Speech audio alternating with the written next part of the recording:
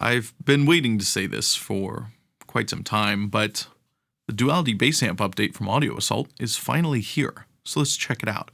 But before we do, I have an even bigger announcement, and that is that my YouTube channel here has reached 1,000 subscribers, and that's a very big number. Few people can count that high. I certainly can't, but I really want to thank everyone for watching my videos, for subscribing. If you aren't, go ahead. I've met a lot of really great people. I've learned a lot through talking with other people and just trying to get better at what I do in terms of making videos, making music. It's thanks to viewers like you that it's all possible and all worth doing, because if I was just sitting here talking to a camera by myself, I would feel like a crazy person. And instead, other people watch me do it. And that makes me feel special. So thank you all. The Duality bass amp is a parallel drive bass rig setup, which is not unlike what I do live. Like all of their updates, it's free to people who own the original, which is great because this plugin is really almost, it's the same concept, but it's kind of completely rebuilt from the ground up. The original Duality was 2019, so it's like 3 years old now, and I guess it was time for a complete overhaul with the interface, the graphics, but also the sound, the way it works. It really is kind of a whole new beast, and a bit of a complicated one, though it's also very powerful, and there's a lot to it. So first I'm going to show you this demo. I made a song for this, and the fun thing here is that it's all bass, and it's all using the Duality. So I've got my main bass track, like normal bass, and then I've got stereo left and right bass filling in for what would be guitars. And then I've got a lead bass too, which is sort of the solo sections as well as the lead section at the end. That's what I have going on in this track. I'm going to roll it, and then I'll tell you what I did with it and how I came to those tones and how to use this plugin, because, as I said, it is a little bit complicated, but it's worth it when you figure it out.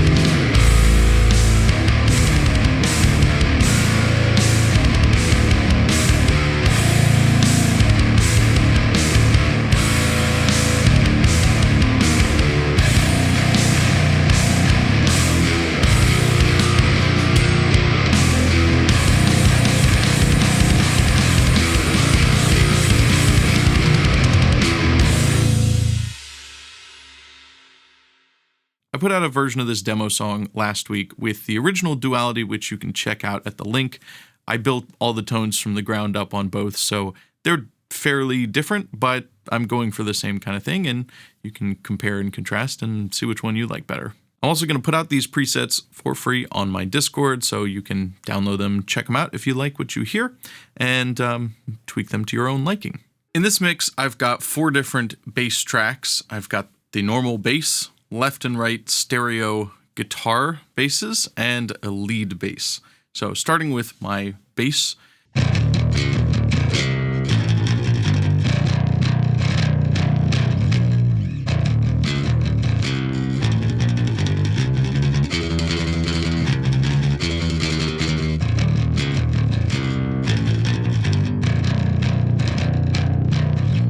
With the parallel drive, there's 2 options here for input, the DI and the full chain.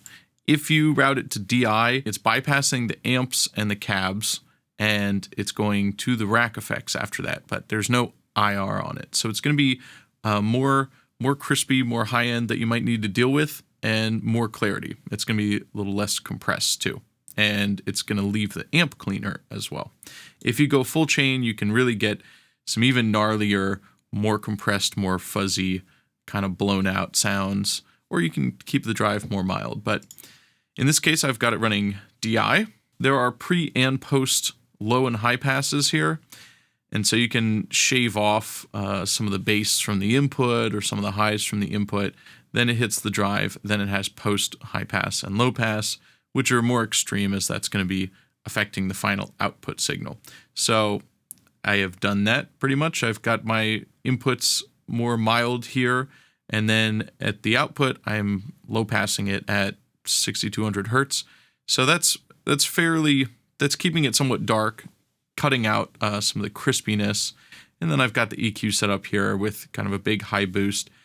This EQ is very powerful, but you've just got to sort of tweak it and listen, and it does affect the character of the distortion a lot. So pay a lot of attention to this EQ. It's not a throwaway thing. It's like, I'd say, central to the plugin and central to getting a good tone. Drive at 2.8, mix at 3.7. So the mix knob, it really, again, depends a lot on how you have this drive set up. In this case, I'm not going for an overly distorted bass, but it's still got some good crunch to it. But in some cases, if you have your drive way up, a mix setting of 3.7 would be even way too high. So be careful with it there. The amp, I've got the graphic EQ on, doing a little bit of tactical mid-scooping and boosting a little extra out of 4 and 8K to get some of that clank and grunt out of it. There's the deep switch on, the bright switch on. The high comp and low comp are also very powerful, and again, really affect sort of how the distortion sounds, especially the amp distortion here on the gain. This one is set fairly clean, but the compression on those is quite powerful and really affects the character of the amp a lot. So those are really useful for dialing in your tone. And then we've got a 3-band EQ, not doing anything crazy there. The attack, I think that is a transient enhancer. In this case, I have it kind of low, a little bit of the sub, none of the contour, and a little bit of limiting. I'm using this default 610 cab, which I quite like. These are the new 3D cabs that are in all the EX versions of the plugins, and this one is quite nice, I think, for this tone.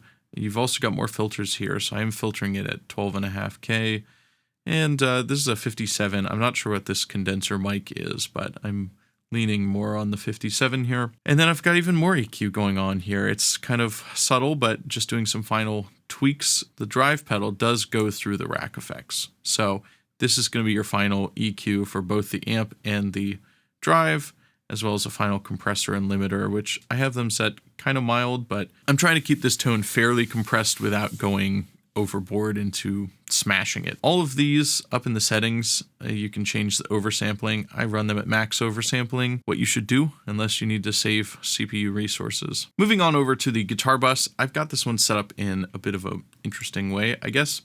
I am running it in stereo, of course. It's not something you would usually need on a bass amp, but in this case, I happen to need it, so I'm glad this plugin includes it.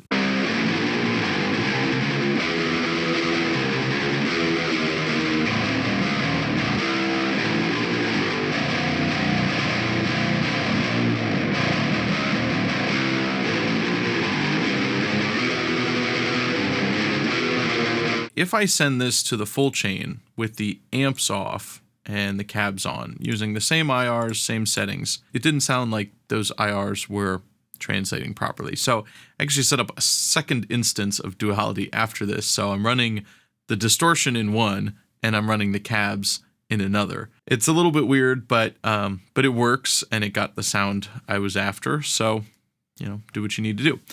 That's why I've got two presets for these. One is just the drive and one is just the cabs. This was a bit hard to dial in the right kind of distortion to get that kind of guitar sound without it being too spiky in the high end or too woolly and dark. So I am high passing a fair bit on the input to sort of cut out the lows, tighten up the bass, and cut out some of the highs. I've got my drive up at 9, almost all the way up. The mix is at 10, of course. This guitar channel is only this drive pedal. There's no bass amp, so I want the mix all the way up. High passing at 103 just to cut out a little rumble, and then low passing at 8,000, which is much lower than I would usually use on my guitars, but again, it sounded right here. I'm keeping this EQ actually pretty mild. I'm cutting out a bit at 4K, so it's a little less ice pick, less grating on the ears, and then boosting at 7 and boosting a little at 175 here. Again, just play around with it and see what you like there. I've got the graphic EQ set up like so, kind of boosting some of the mids, boosting around 500, 1K, 2K, leaving 4K pretty flat, a little bit at 8K, and then running a limiter just to squash it down a little bit more. So for the cabs, everything is off in the pedals and the amps, and I am using one other IR from Seacow's Mesa Oversized. This is the DV77, giving me a little more of a guitar sound because it's a guitar speaker, and that helps. If you want your bass to sound like a guitar, use a guitar speaker. I've got the Ampeg SVT 412 that comes with this plugin. Again, a 412 is just more similar to a guitar speaker, even if they're voiced a little differently. I thought this sounded cool. They're blended 60-40. So I did spend quite a while dialing in these tones and trying out a lot of different things. And this is what I settled on because it sounded the best to me. If I was going to do this again and I want to use basses as guitars, I would use a guitar amp plugin. This one does work, and it sort of shows how versatile this plugin can be, but also just using a guitar amp plugin would kind of make more sense and would make my life a lot easier for constructing these tones. Lastly, I've got my lead here. For this song, I figured it would be cool to have slap, fingerstyle, and pick as solo sections. So outside of the main riffage, I have a little slap solo, I have a fingerstyle solo, and I have a pick lead over bass power chords and a regular bass line. So covering all the bases there. All the bases, yeah.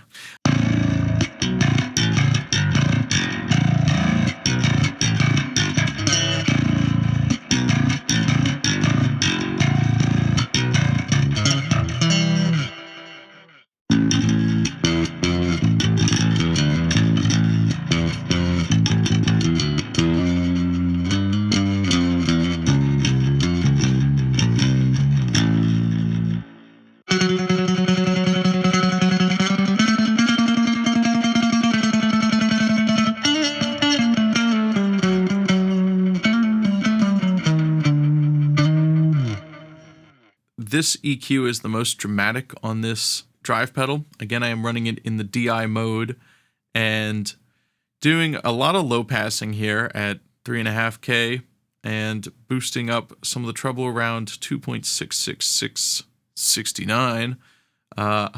Once I saw that, I had to keep it, Who cares what it sounds like? It's a cool number. So this is a pretty dramatic example, and this is a little different of a distortion sound than the others were. But I wanted something that was going to add some kind of mid thickness and grime and distortion without being too crispy on the high end, and perhaps a little more vintage sounding than some of the other tones, just to mix it up. I do have the low cut running on the amp, which is thinning it out a bit. I've got more of the low comp and the high comp than either of the other tracks. They changed the character of the amp a lot, so when I find a spot that sounds really good, I leave it there. I am also adding a lot of the attack and some of the contour. This cab, I'm using this gray 410 or 412, whatever it is, the gray cab. I am using the chorus here, blending only about 30%, though it adds a little flavor. I've got the compressor and the limiter, and the compressor is a little aggressive here. It's covering 3 different kinds of playing, and so it has to sound good for both slap, fingerstyle, and pick, which is a little bit of a challenge, but I think with this setup, it did work for all 3 styles, so I like that. Also on the lead, before the amp, I've got the Electric Matter from Duality, which is a really cool plugin, and I'm not a huge fan of flangers, but this one is quickly becoming one of my favorite effects for spicing things up and adding to leads, just because it sounds really cool. It's got a nice analog kind of crunch and character if you push it. It's only being mixed in at 40%, and it's a fairly slow flanger, but just gives a little bit of movement to that solo bass.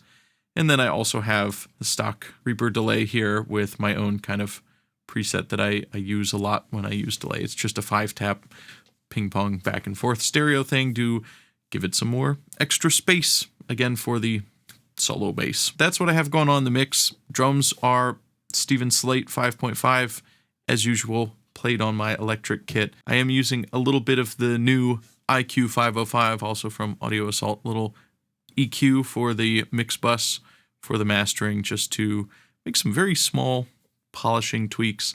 And then I've got the SSL bus compressor and the Brainworks Master Desk, which they gave away for free the other day. So just testing those out for fun.